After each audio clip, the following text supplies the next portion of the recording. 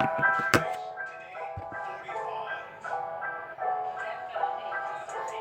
going on? It's your boy Cool Water, the digital dope man, coming back live and direct. It's been a minute, but we back, y'all. Barroom Chats Podcast, Cool Water, the digital dope man. And man, it's been a lot going on. You know what I'm saying? So, I felt compelled because I just really ain't into doing the podcast every day, every week. You know what I mean? Really, you got to have something to talk about. It's like rapping. You don't be rapping to be rapping. You got to rap about something. You got to have an objective.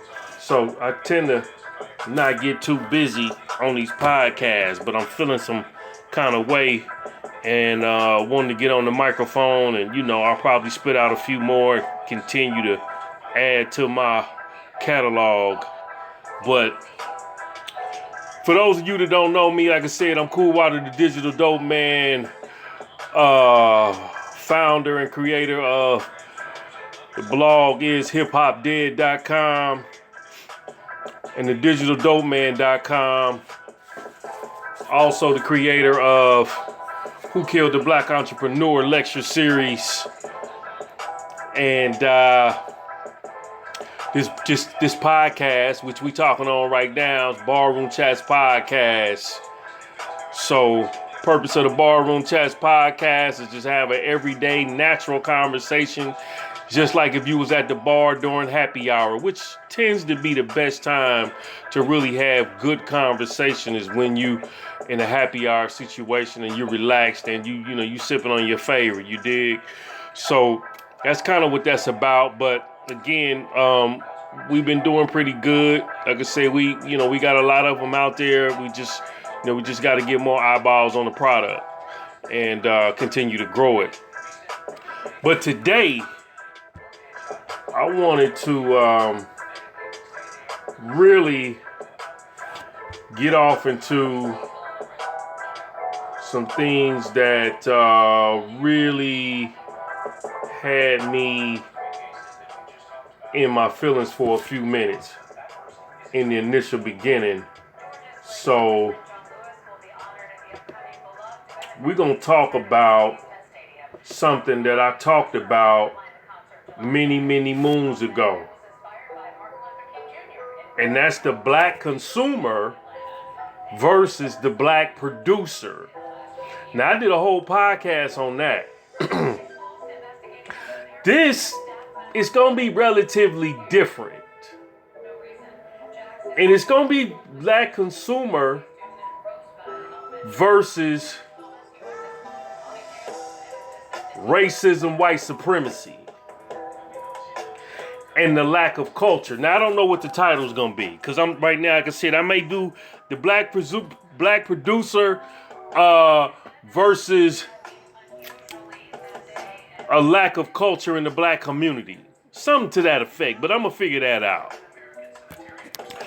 So, let me give you the backdrop. The backdrop is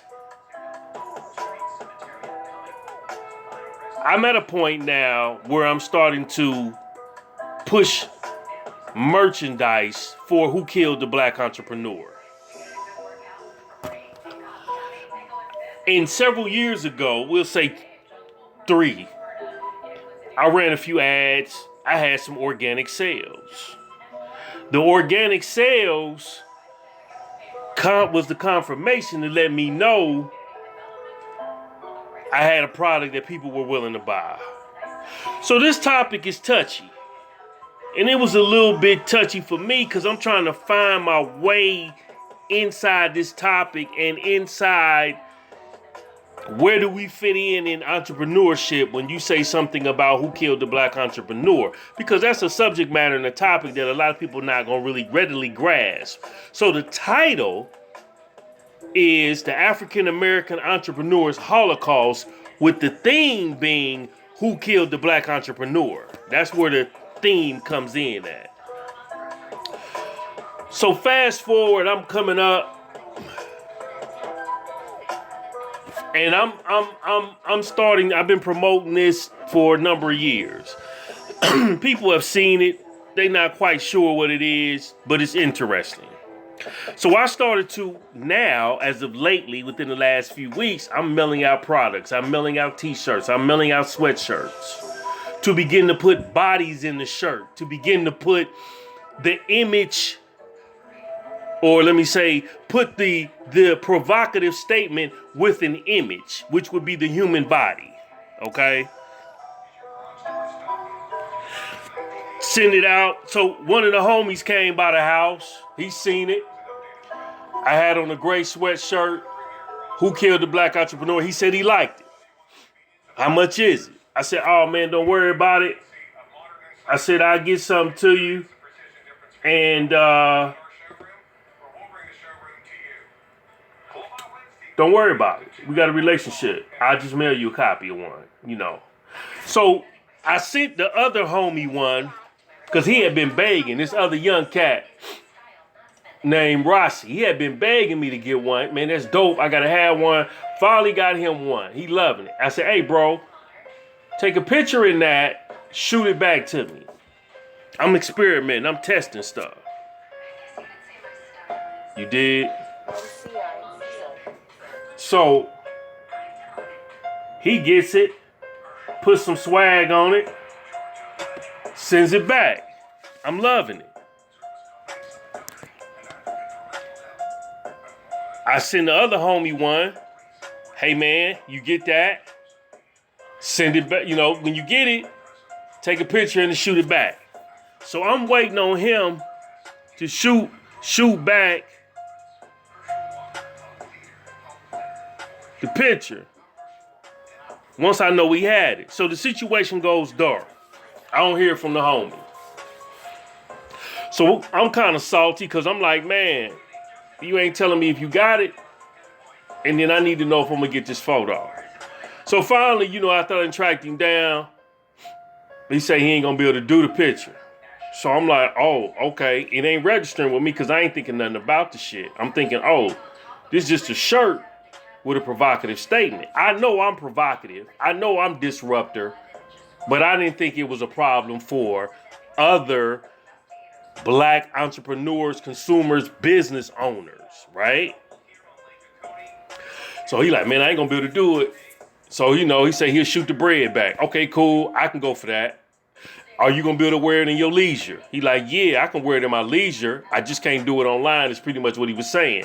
So while I'm talking to him about that, before I talked to him, I talked to the other homie, and we was discussing the same thing about brand awareness and about the ability to people to connect to the brand, right? So that homie was like, he wasn't going to be able to fuck with it for real, because he had his brand out there, and he didn't want to cross-collateralize his brand with that particular topic. So I said, all right, you know, no big deal. I'm going to let that slide, and I'm going to keep it moving, right? So going back to the initial homie that I sent the sweatshirt to, I'm in my feelings and I'm like, damn. I said, you know what, man? I better start asking these folks because I'm finna lose a lot of money if I don't. Light bulb goes off. I come around and I begin to send text messages. Hey, would you be able to wear this? Would you wear this? And then would you send me a picture in the shirt? So all of a sudden now the line in the sand is being drawn. Shout out to one of the old school partners. He PhD. And he like, man, I ain't fucking with that shit. Yada, yada, yada, yada. So I'm like, oh, okay. You know, I got a brand. I'm like, really? First time I heard him say that shit. First time I heard him even acknowledge that there was a brand being pushed in the public. Because I ain't never heard about it in the last 15 years he been working with these kids. Okay, boom. We go back and forth. Ain't no pressure, dog. I'm appreciative because you saving me some money. Slide to one of my homegirls out there in Bama. I love to support you. You know, she got a business, she bubbling, she doing 6 figures, you know what I'm saying? You know, light skinned and fine. I can't do it because 90% of my clients is white. I'm like, oh, okay. So as all this starts to transform and transpire, I'm starting to get a inclination that there's a problem with a lot of us being ourselves and attaching ourselves to our culture. Because the shirt is just a provocative statement, nothing major. Who killed the black entrepreneur? Question mark. Period. But people making it more than what it is. So I'm saying, what is it about this shirt that makes you disconnect from your culture and want to assimilate with the white folks that you do business with? Because that's what most of us are doing. If we feel like we got some level of success, we're attaching ourselves to the white community in hopes of being assimilated and being rose up like coffee. Most of us run from doing business with black business owners because of the stigmatism of black folks don't do this, black folks won't do that. So if you a business owner and you feel like you got some type of brand or market share or whatever you want to call it, you got to watch yourself, because if you do anything that offends white society, you're going to lose all your customers. This is what most of the people are thinking. Or if you're on the internet and your black constituents and your white constituents see you coming close to something that's a disruptor, oh shit, I got to take my hands off of that because these people might not like me. These people might not do business with me. These people might put me in a box, and I can't afford for that to happen. You understand? Shot another homie a shirt. Say he asked his old lady. Her response was, that's negative. And my response is, she's not an entrepreneur. But her opinion counts for her because that's her opinion. But at the end of the day, it tells me that most people, when you start to move towards success and you start to do shit for your own people, the people you're doing it for will disconnect from you if it is something that puts their feet to the fire or causes them to have a certain level of imbalance. If you understand what I'm saying. A certain level of imbalance. See, because what I said in the first podcast, we so busy trying to go get white folks to like us and we licking their ass that you running from your own culture and you running from the money that your culture will give you once you figure out the Rubik's Cube on how to serve them. See, we've been burned so bad that at the end of the day, it's one of those situations where the trust ain't there. See, it had so many issues come through the years. Jim Crow, civil rights, racism, Willie Lynch, whatever you want to call it, that we despise our own. We run from our own. Had another homie in Cincinnati. Oh, I want my face all over the internet. Your face ain't finna be all over the internet. Oh, my stomach is big. Your stomach ain't got shit to do with you putting the shirt on. Either you want to rock it or you don't. Period. Say the excuses. You dig? But at the end of the day, she didn't want to associate her culture. She didn't want to associate herself with my culture, if that makes sense. She didn't want to associate herself with the reality of looking in the mirror and dealing with the grim reality that Black America ain't winning, and we ain't the rich, wealthy folks that we be pretending we are when we watching ESPN, when we watching the NBA playoffs, when we watching the NFL. You understand me? When we watching Serena and Venus play, we not them people. The community is in shambles. The community is in shambles. So, as I continue to send this text message out, oh, I don't think I'm gonna be able to do that. Oh, it's this, it's that. It's one of those things where you really have to question. You really have to question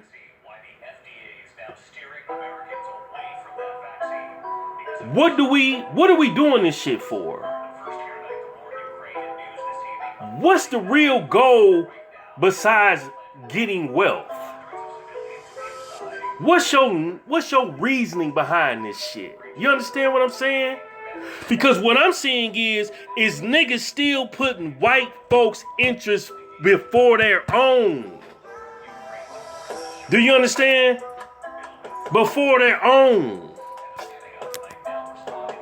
It should never be a situation where my brother or my sister or someone looks like me has something that I can't support unless it's just vulgar and it's a defamatory statement. You know what I mean? Like something really outlandish. You know, which is respectable when you trying to build and put yourself in a professional light. But what I'm hearing on the back end from a lot of people is, I can't do that because if they see me doing that, they not gonna like me. I can't do that because if they see me doing that, white folks not gonna like me. If I do this and I do that, they're gonna stop doing business with me. And see, the problem is most niggas, and I'm saying niggas because that's the mentality that comes up, is not well studied enough to understand white folk want to do business with black folks that are in love with their culture. Do you understand? They want to do business with folks that's in love with their culture. They want to do business with people who ain't scared to be black. They want to do business with people who ain't scared to take the risk. See? That's why they over in Africa trying to get the gold. That's why they over in Europe and going through these castles that was Moorish castles and trying to get the architecture and stuff and get the paintings and all that because they want to attach themselves to black culture. But black folks don't want to attach themselves to their own culture. We too busy trying to be somebody else and they busy trying to be us. So as this shirt starts to make its way around the circuit, I get to see who really fucking with me and who really ain't. Who really feel like they feathers is getting ruffled. You dig?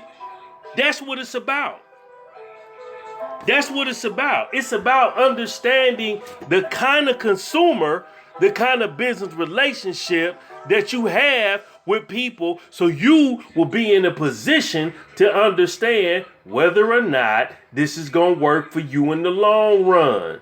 You understand what I'm saying? Whether or not you got to play the game differently. So when you take somebody like a Dr. Claude Anderson and the Powernomics principle, and you start to understand when he speaks about what is that word he uses?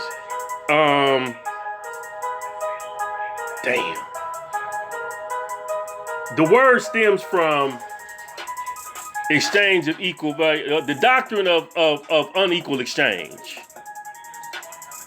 The doctrine of unequal exchange is merely somebody getting something for nothing. So I work for you, but you don't pay me. I work for you, but you don't never tell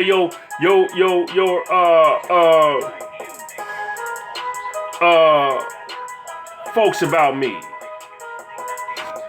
You see what I'm saying? You don't never tell nobody about my talents and my gifts. You don't never let nobody know that I'm that man, I'm that guy too. You understand what I'm saying? So what I've been doing, instead of practicing the doctrine of unequal exchange, I've been practicing the doctrine of exchange. These people white folk contacting me all the time, man, especially these public relationists. I want to know if I can get so-and-so on your site. I want to know if you can interview so-and-so. I like what you doing. They like the fact that I'm acting like a natural black ass nigga. I don't give a fuck. I don't give a shit.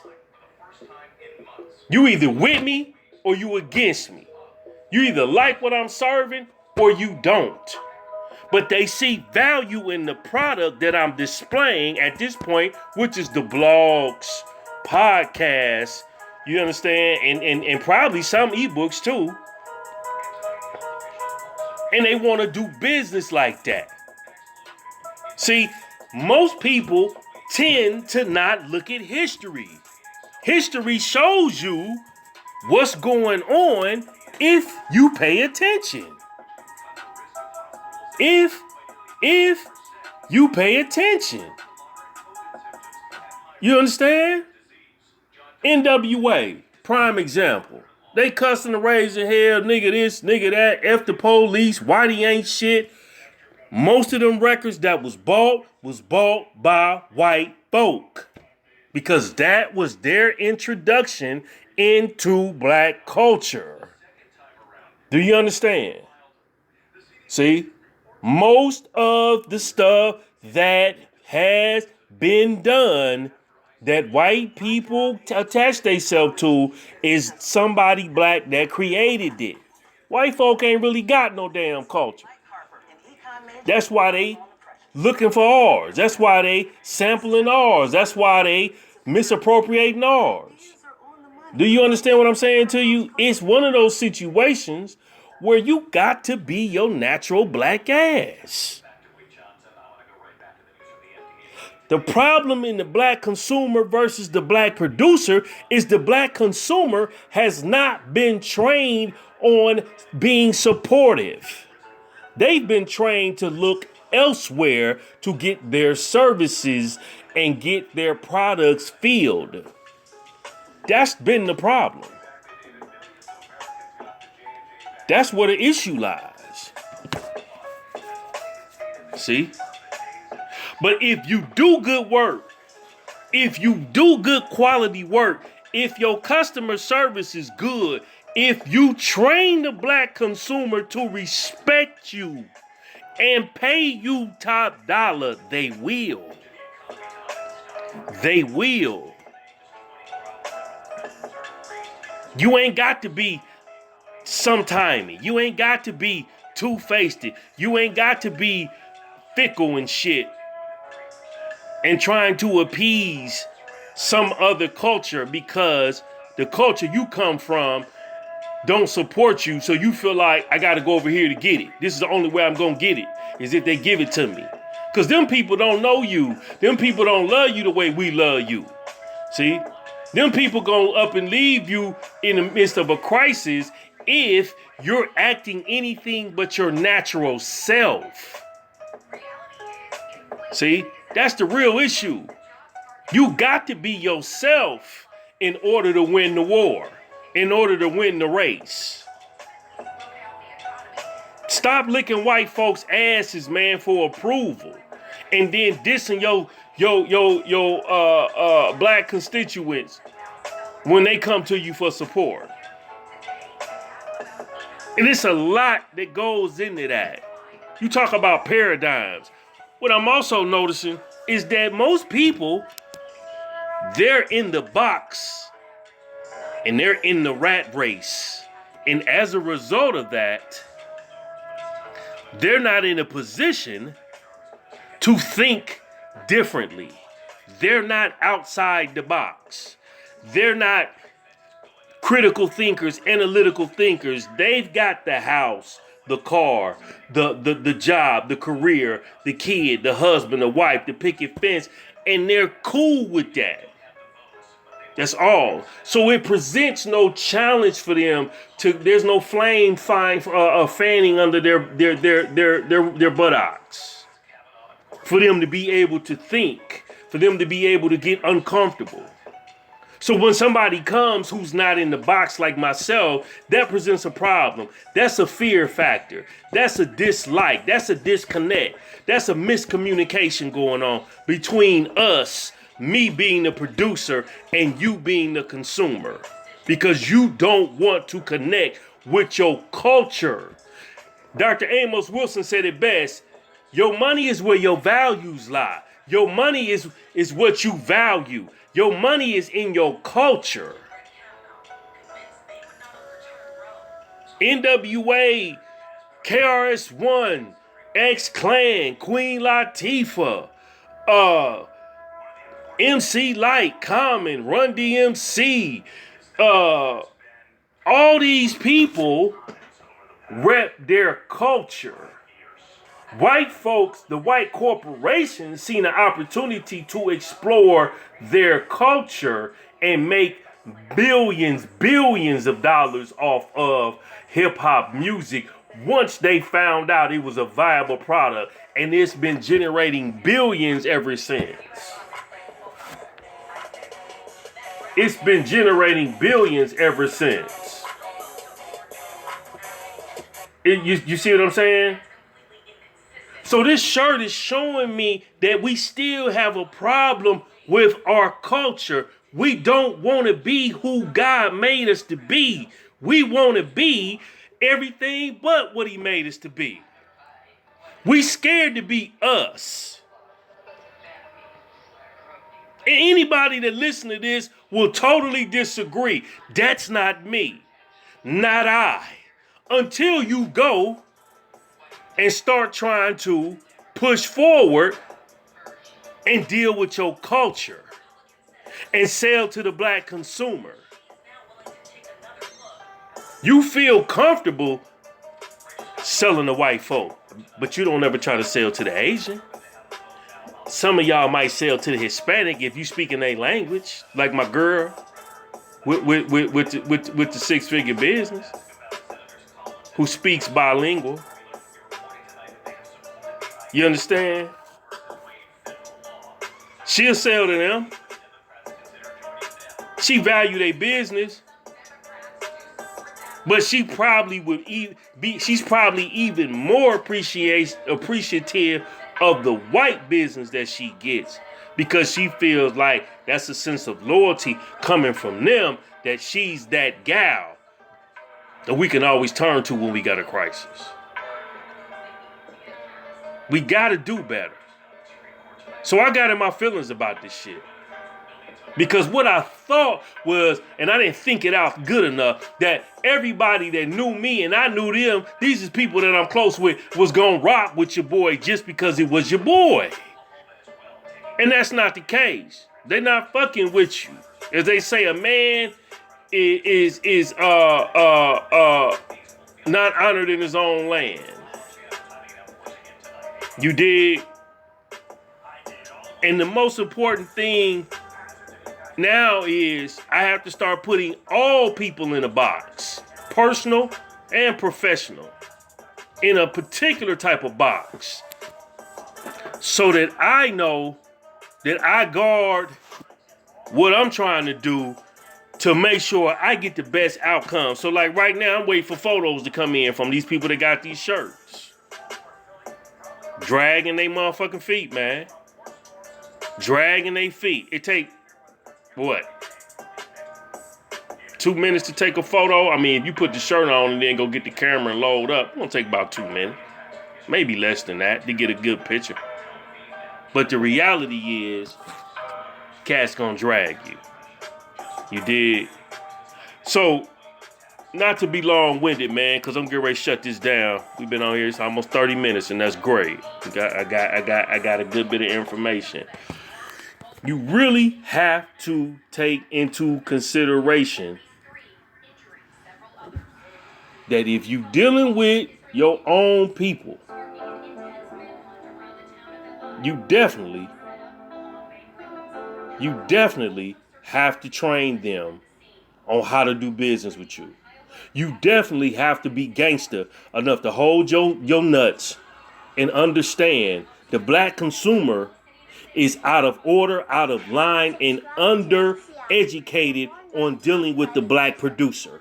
You being the producer have to establish the relationship, have to establish how we're going to do business.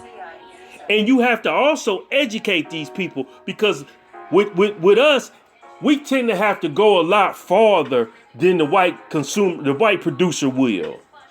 The person who typically creates the product, puts it on the shelf. Cause we want to take you through some changes.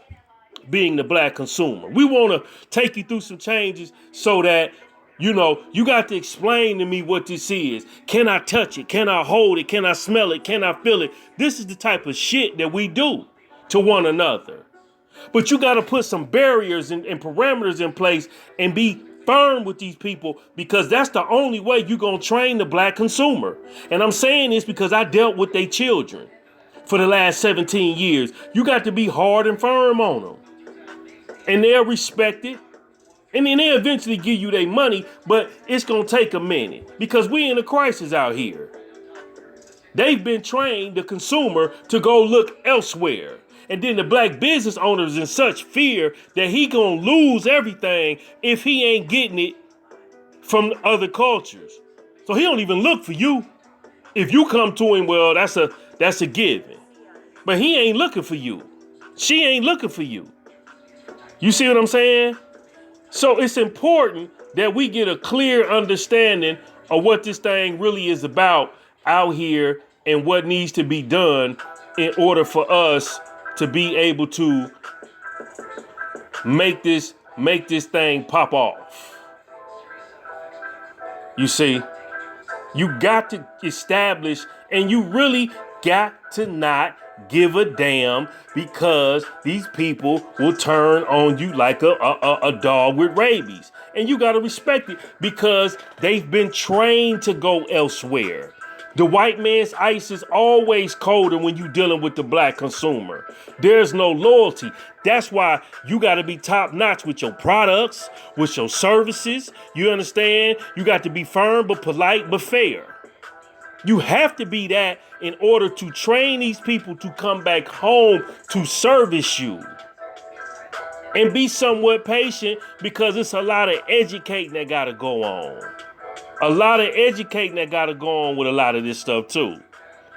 It's just one of those things, man, where you can't quite get it the way you want to get it when you're dealing with the black consumer, because they don't understand. And if you start to do business with your black constituents that are black business owner, you have to, in some ways, be firm with them to a degree, because again, your close compadres that you think may be down with you may not necessarily be down with you. So it's best you test the waters early.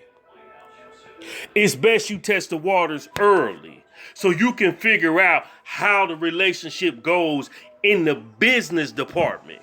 We cool. You can go in the refrigerator and get you a bologna sandwich with cheese. But when we do business, I'm going to need you to pay for that.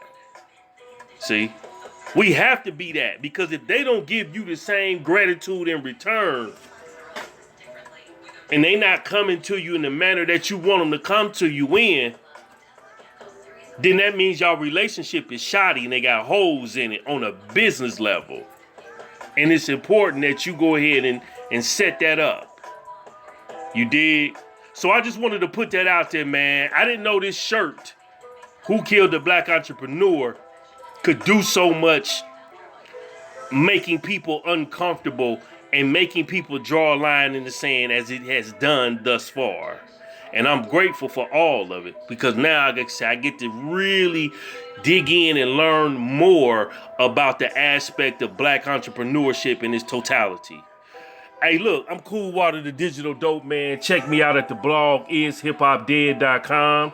Look for me at the home base site, thedigitaldopeman.com. And definitely Like I said, think about the stuff that I'm saying. Get connected with it. Marinate on this stuff, man, because it's imperative that you become successful in order to reach back and help pull up somebody that look just like you. We can't keep playing this individualistic game. We losing. Peace and stay blessed. Holla.